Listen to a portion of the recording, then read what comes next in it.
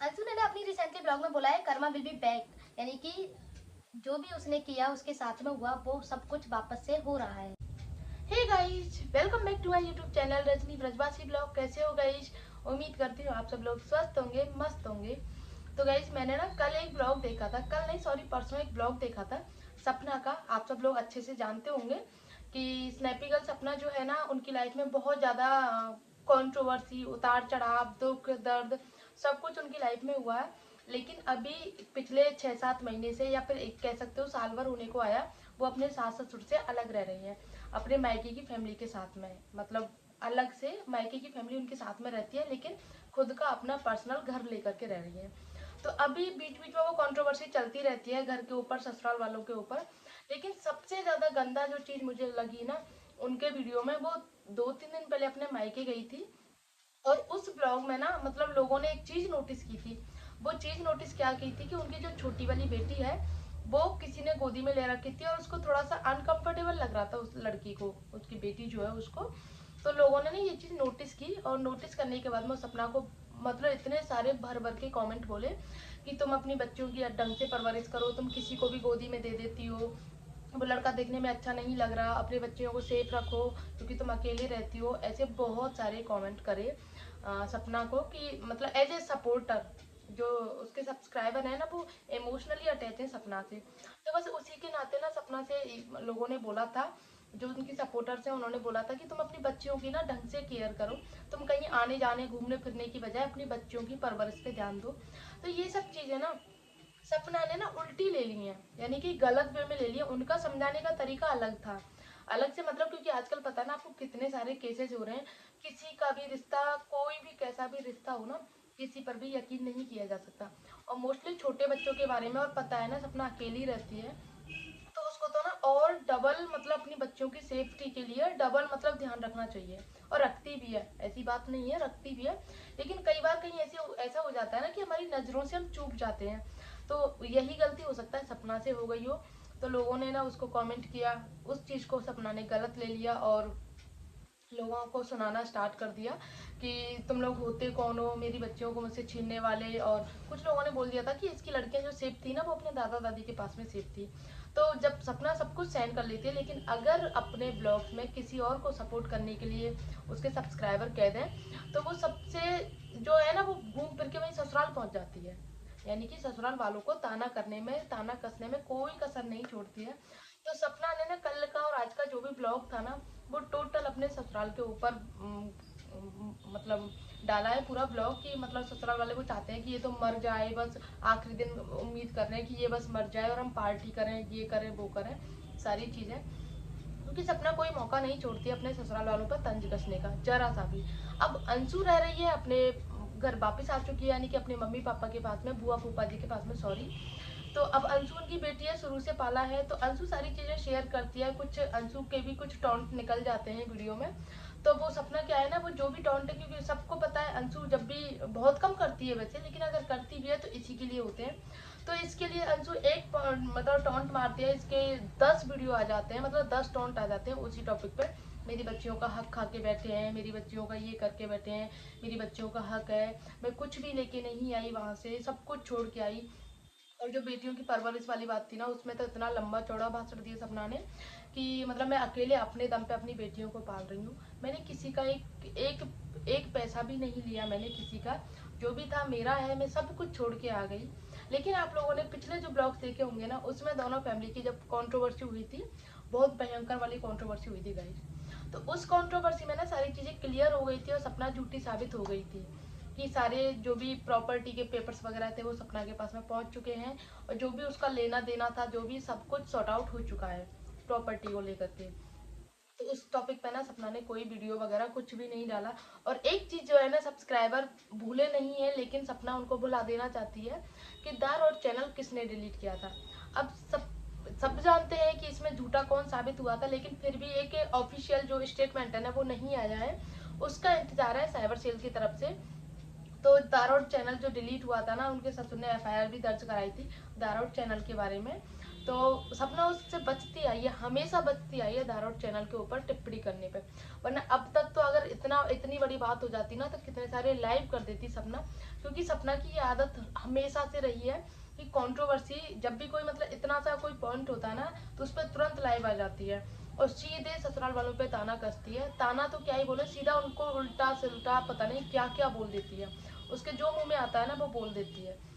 लेकिन ससुराल वालों की तरफ से ना कोई भी स्टेटमेंट नहीं आता है। इसका मतलब ये नहीं है कि वो लोग गलत हैं। देखो किसी भी चीज को आप अगर बार बार अपनी सफाई पेश करोगे ना तो फिर मतलब यूट्यूब वाले भी मतलब जो सब्सक्राइबर्स है ना वो भी कहने लगते हैं कि ये यूट्यूब है, कोर्ट कचहरी नहीं है। आप अपने झगड़े जो है ना कोर्ट कचहरी में जाके सुलझाओ, थाने में जाके सुलझाओ। यहाँ यूट्यूब पे कौन बैठा है? यहाँ यूट्यूब पे तो मसाला लेने के लिए बैठे हैं, जो कि आपकी बातों से मसाला निकालेंगे और उसको और चटपटा करके लोगों के सामने परोसेंगे। तो आपकी जो घर की छोटी सी बातें हैं ना वो भी बड़ी होकर के निकलती हैं लोगों के सामने। तो इस सब चीज से सास ससुर जो है सपना के, सॉरी, वो बचते आए हैं इस सारी चीजों से। और कंट्रोवर्सी थोड़ा सा कम भी होने लगी थी, लेकिन कल के ब्लॉग से तो कंट्रोवर्सी और भी ज्यादा होने लग गई है। और आई थिंक मुझे लगता है कल फिर नई कंट्रोवर्सी होगी।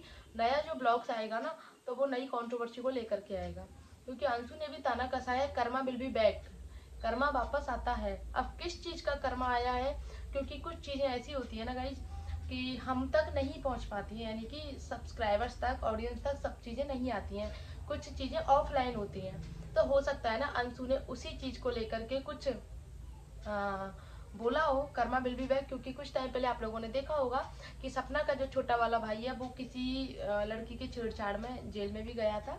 और जो जो बातें सब्सक्राइबर ने या फिर ऑडियंस ने या फिर रिएक्शन चैनल वाले जो है ना जो भी बातें बोली हैं गाइज वो सारी आज तक सच होती आई हैं। सपना ने अपनी गाड़ी के बारे में किसी को नहीं बताया, किसी को भी नहीं बताया, लेकिन वो भी सच साबित हुई। तो आप लोग देखो कितना भयंकर एक्सीडेंट हुआ था उस गाड़ी का। इतना भयंकर गाड़ी का एक्सीडेंट होने के बाद में भी उसने ससुराल वालों पे ही ताना कसा कि किसी ने ये नहीं पूछा कि हम लोग सही हैं या नहीं है। तो सबसे पहली बात तो ये आती है गाइज कि जब रिश्ता खत्म हो ही गया तो उसके पूछने और ना पूछने का तो सवाल ही पैदा नहीं होता। रही बात, एक बार अंशु ने ना बर्थडे पे अपनी बच्चियों की यानी कि सपना की बच्चियों की फोटोज लगा दी थी, तो उसके लिए भी बोल दिया था कि मेरी बच्चियों का यूज पैसा कमाने के लिए कर रहे हैं लोग बोलते हैं, छोटी दीदी बोलती है, अंशु नहीं बोलती अब उसको छोटी दीदी। तो एक समय पर उनका माँ बेटी का रिश्ता था, लेकिन अब जो है ना ये जब से सपना उस घर से निकल के आई है और अंशु की भी समझ में आने लगा है क्या सही है क्या गलत है, तब से लेके इन दोनों का रिश्ता बहुत खराब हो गया। बहुत क्या मतलब अब शायद ही इनका रिश्ता जुड़े दोबारा, क्योंकि ना बद से बदतर हो गया। कुछ इल्जाम लगाए गए और कुछ उधर से भी इल्जाम लगाए गए, और क्या सच है क्या झूठ है ये तो सारा कुछ ऑडियंस के सामने आ गया है।